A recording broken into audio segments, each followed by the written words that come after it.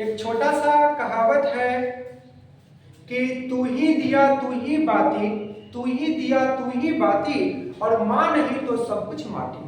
देखिए, माता पिता का होना बहुत ज्यादा जरूरी है जीवन में, क्योंकि माता पिता जो होते हैं वो हमेशा चाहते हैं कि बेटा या बेटी हमेशा कुछ अच्छा करे, क्योंकि उसके अलावा इस दुनिया में कोई भी आपका और हमारा कोई शुभचिंतक नहीं है। जिंदगी में हर लोग सोचते हैं कि आप कामयाब बनो, लेकिन दुनिया में कोई भी व्यक्ति ये नहीं चाहता कि आप हमसे ज्यादा कामयाब बनो। ये बात को हमेशा ध्यान रखेंगे। और देखिए, पीछे हमारे कुछ जनाब हैं, इनको प्यार से इनको लोग बुद्धन कहता है।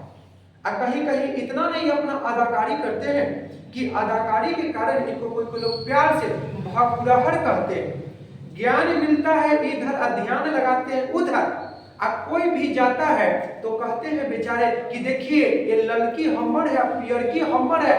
पगला फूल महेंद्र कहीं करे धतुरा, कोई तुम्हारा नहीं है। इस जिंदगी में हमेशा याद रखना, तुम अगर अपने आप को अच्छा बनाओगे तो कल के डेट में तुम्हारे साथ कदम से कदम मिला करके चलने वाले एक नहीं 1000 मिलेंगे। अगर अच्छे नहीं बनोगे तो तुम्हारा साथ देने वाला भी अपना जो होगा वो भी साथ बीच में छोड़ के चला जाएगा। ये बात हमेशा ध्यान रखिएगा।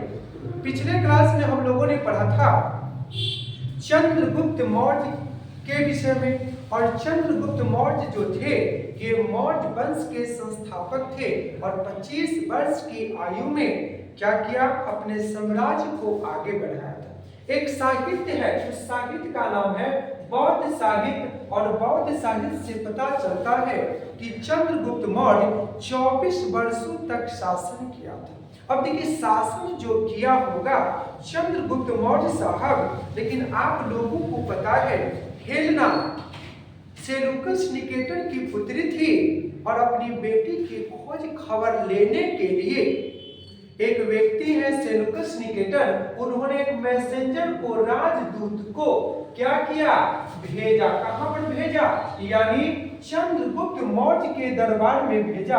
और आने वाला एक जो मैसेंजर था उसका नाम था मेगास्थनीज। नाम क्या था, मेगास्थनीज। एक बात हमेशा याद रखिएगा, जिंदगी में हमेशा एक बात याद रखेंगे कि जिंदगी में कभी भी किसी को दोष मत दीजिए। अच्छे लोग जिंदगी में खुशियां लाते हैं और बुरे लोग हमेशा जीवन में तजुर्बा देकर जाते हैं। तो ये अच्छे लोगों में से एक व्यक्ति थे जिसका नाम है मेगास्थनीज। और मेगास्थनीज जब आए ना, तो इन्होंने क्या किया कि मौर्य वंश की उस जमाने में राजधानी हुआ करती थी पाटलिपुत्र में, वहीं पर रह करके एक पुस्तक लिखा, और पुस्तक का नाम है इंडिका। नाम क्या है, इंडिका। लिखने वाले व्यक्ति का नाम है मेगास्थनीज, और रहने वाले कहाँ के हैं, यूनान के थे। और ये क्या थे, राजदूत के रूप में आए थे। कहां पर, चंद्रगुप्त मौर्य के दरबार में।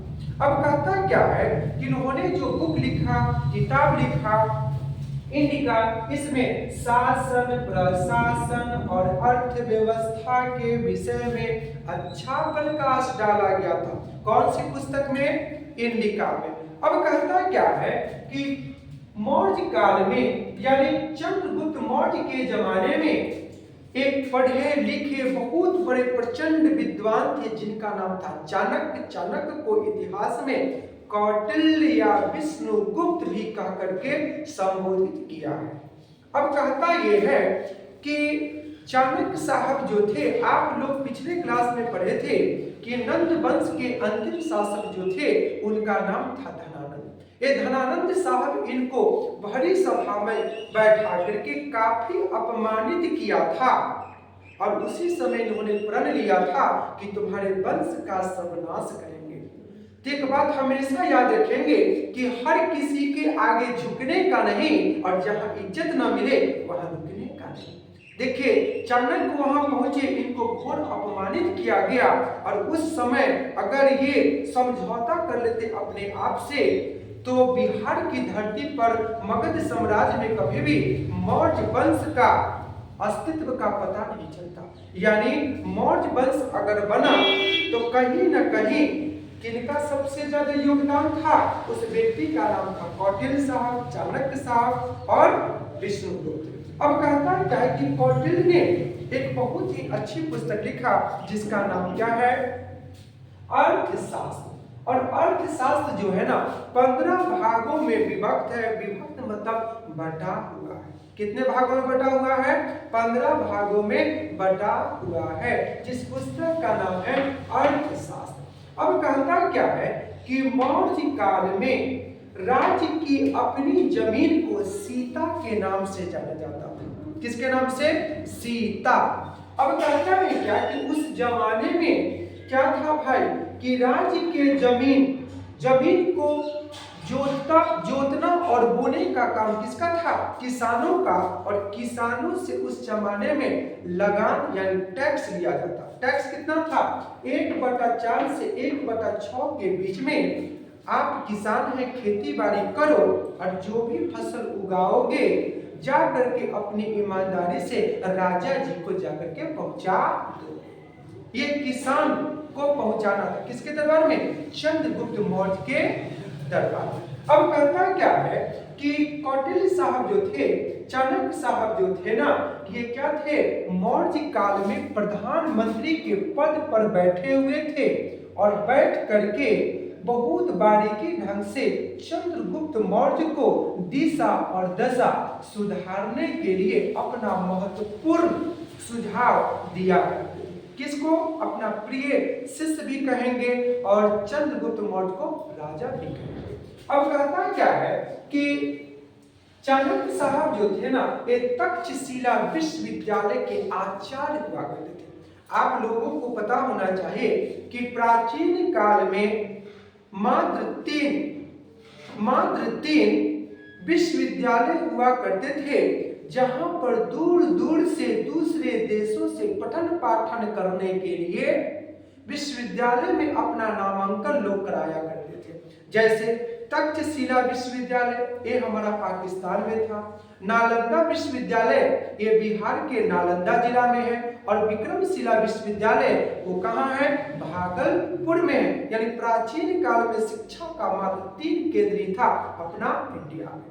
यानी आगे चलते हम थोड़ा। अब कहता क्या है कि मौर्य काल में, यानी किस काल में? मौर्य काल में अधिकारी मतलब ऑफिसर को तीर्थ कह करके संबोधित किया गया था। किस काल में? मौर्य काल में क्या कहते थे? तीर्थ। और तीर्थ के अंतर्गत में 3 लोग आते थे। एक का नाम है मंत्री। मंत्री समझते हैं ना, आज भी होते हैं बिहार के मुख्यमंत्री, सड़क एवं परिवहन मंत्री, शिक्षा मंत्री। उसी प्रकार से उस जमाने में मंत्री थे। मंत्री के साथ में पुरोहित का मतलब ब्राह्मण, पंडित, यानी घर पर जाएंगे और जा करके आपका वास्तु दोष को देखेंगे, पूजा पाठ कराएंगे। और ब्राह्मण पूजा पाठ ही नहीं, सारा कर्म कांड करा देता है। ये सब लोगों को पता होना चाहिए। यानी ब्याह भी वही कराएगा, श्राद्ध भी वही कराएगा, जिसका नाम है पुरोहित यानी ब्राह्मण पंडित। और साथ में युवराज। युवराज का मतलब क्या? राजा का बेटा। किसका बेटा? राजा का बेटा। किसका बेटा? राजा का बेटा। क्या कहलाएगा? युवराज। किस वंश के विषय में हम लोग जानकारी ले रहे थे? मौर्य वंश के विषय में जानकारी हम लोग ले रहे थे कि कैसे कैसे करके चंद्रगुप्त मौर्य अपनी दिशा और दशा चाणक्य के नेतृत्व में सुधारा, हेलेना से विवाह किया, बहुत बारीकी ढंग से अपने शासन को आगे क्या किया? बढ़ाया। अरे देखिए, एक बात हमेशा याद रखिएगा। याद क्या रखना है? कभी भी किसी से न करना ये वादा कि चाहेंगे तुमको खुद से भी ज्यादा। कभी भी किसी से प्रॉमिस मत कीजिए कि हम तुमको खुद से ज्यादा चाहेंगे। जो भी इंसान चाहता है ज्यादा, वही इंसान टूट करके क्या होता है? बिखर जाता है। यानी किसी से कहना है कि क्या करना है? कोशिश करेंगे, वादा नहीं करेंगे, क्योंकि वादा किया ही जाता है तोड़ने के लिए। एक कहावत है, कोशिशें कामयाब होती है, वादे तो अक्सर टूट जाया करते हैं।